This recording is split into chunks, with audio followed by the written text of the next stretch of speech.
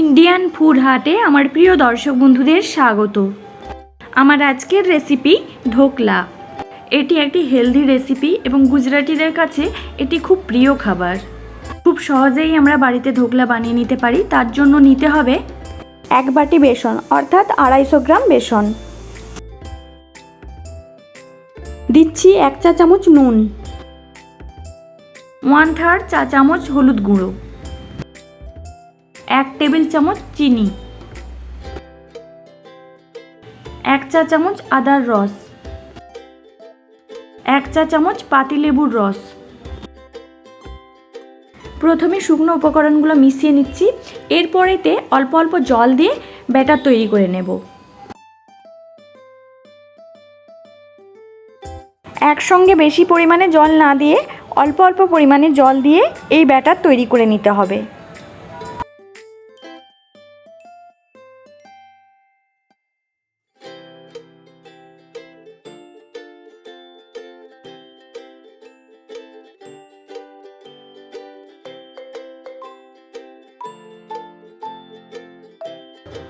ব্যাটারটিকে ভালোভাবে ফেটে নিতে হবে।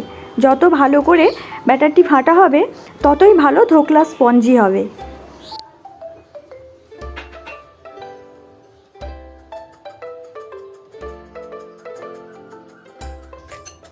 ব্যাটারটি খুব ঘন বা খুব পাতলা হবে না।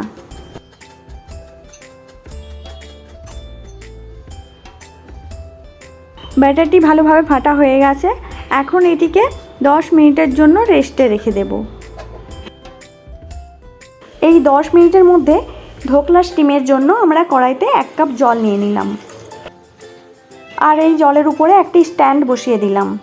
এখন ঢাকনা দিয়ে লো আঁচে 10 মিনিটের জন্য জল ফুটিয়ে নেব।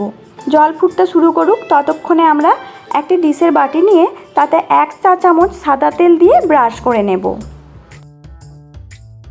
আপনাদের কাছে যদি এরকম বাটি না থাকে তাহলে স্টিলের বড় বাটির মধ্যেও এইভাবে অয়েল ব্রাশ করে নিতে পারেন।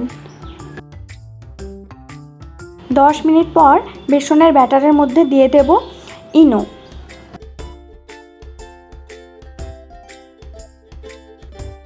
এই ইনো 1 চা চামচ নিয়ে ব্যাটারের মধ্যে দিয়ে দেব।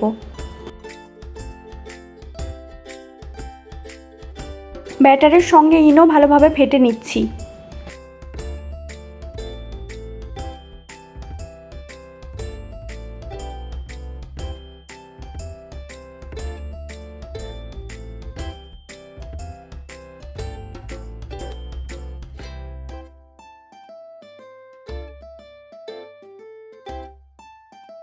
দেখতেই পাচ্ছেন ব্যাটারটি কত ফুলে উঠেছে।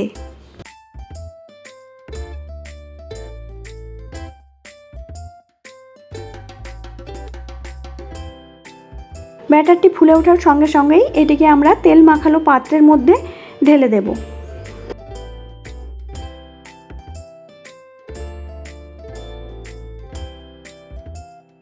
এখন পাত্রটিকে ট্যাপ করে নিচ্ছি।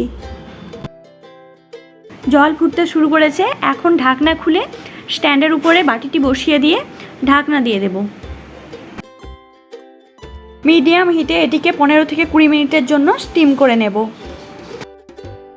20 মিনিট পর ঢাকনা খুলে দেখে নিচ্ছি ধোকলা হয়েছে কিনা। একটি স্টিক নিয়ে ধোকলার মধ্যে ঢুকিয়ে দিচ্ছি। দেখতেই পাচ্ছি স্টিকের গায়ে তেমন কিছু লেগে নেই, অর্থাৎ আমাদের ধোকলা হয়ে গেছে। এখন ধোকলাটিকে কড়াই থেকে বাইরে বের করে নিলাম। এটি ঠান্ডা হোক, ততক্ষণে আমরা একটি তড়কা রেডি করে নেব। একটি প্যান নিয়ে এর মধ্যে দিয়ে দিচ্ছি 1 টেবিল চামচ সাদা তেল।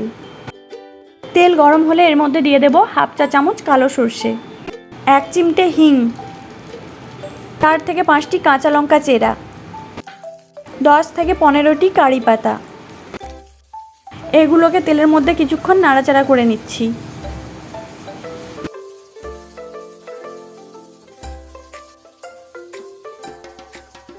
কিছুক্ষণ নাড়াচাড়া করার পর এর মধ্যে দিয়ে দিচ্ছি 1 কাপ জল। জলের মধ্যে দিচ্ছি 2 টেবিল চামচ চিনি, সামান্য নুন, 1 টেবিল চামচ পাতিলেবুর রস। তরকারিটিকে নাড়াচাড়া করে ভালো করে ফুটিয়ে নেব। হাই হিটে এটিকে 2 মিনিট ফুটিয়ে নেওয়ার পর গ্যাসের ফ্লেম অফ করে দেব। ধোকলাটি ঠান্ডা হয়ে গেছে, এখন এটিকে একটি প্লেটের মধ্যে উল্টে নিচ্ছি। ধোকলাটি খুব ফুলকো, স্পঞ্জি এবং ছিদ্রযুক্ত হয়েছে। এখন ধোকলাটিকে পিস করে কেটে নিচ্ছি।